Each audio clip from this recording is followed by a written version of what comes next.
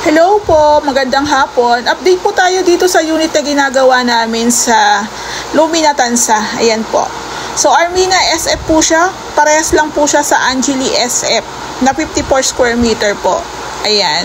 So, bali halos nasa 80% na po ng completion yung aming status dito sa unit ni ma'am. Ang ganda na po, diba?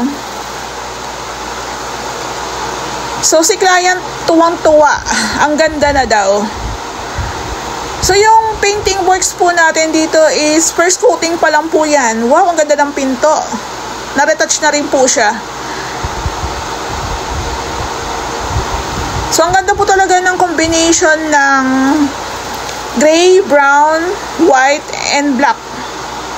Then, yung tiles po natin na 60 by 60 na wood style. Ang ganda. Yayamanin ang style. Ayan. Yung kisame po natin dito is naka PVC ceiling panels po tayo. Ayan, ang ganda po, 'di ba? So, hindi po tayo mamumroblema pagdating ng araw na makakita po tayo ng mga crack lines para dun sa mga dugtungan kasi po naka PVC ceiling panels tayo. Medyo mahal pero pangmatagalan. Before po kami nag-install ng PVC ceiling panels is naglagay po kami ng heat insulation foam. Naglagay din po kami ng Hardiplex, then PVC ceiling panels po. Ayan, para malesen din po yung init. Yung init ng kisame, tsaka po ng mabawasan din po yung noise ng ulan. So, ang ganda na po. So, bali sa dalawang kwarto po is gray po yung kanilang pintura. Ayan po. So, pagdating naman po sa renovation, mas sinasuggest ko po yung ating pinaka-floor tiles is wood style. Kasi common na po yung white. Then, kung magsisiling po kayo ng white, tapos pintura na white, puro white na po lahat. So, ang ganda po ng ganitong combination. Ang dali-dali lang po niyang sundan. Napaka-simple, pero ang lakas ng dating. Lahat po ng ginastos sa materyales is andito po lahat.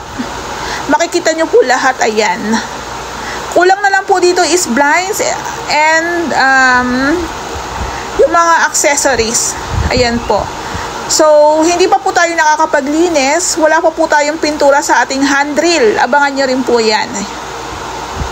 Ayan po.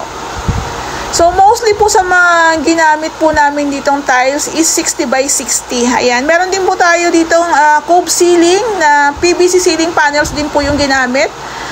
Wood style. Ayan po. Then, meron po tayong room dito sa baba. So, bali, ito naman yung bathroom ni ma'am. Kulang na lang po dyan is yung mga ibang accessories. Ayan po. Then, konting linis.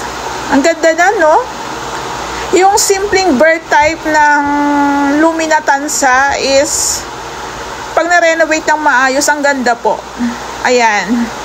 Diba? Ang last lang po natin gagawin dito is painting works and pag-i-install ng mga accessories.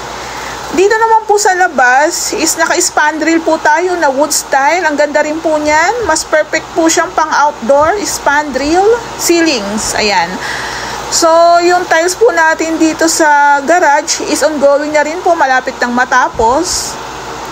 Yung mga siroho na lang po ang kulang. Ayan po. So, yung ating septic, ito po, naka-ready na rin po yan. Pang cover. So, konti na lang po. Matatapos na. Grabe. Ang ganda ng renovation. Nakaka-inlove. Nakaka-inggit. Mapapasana all ka na lang talaga.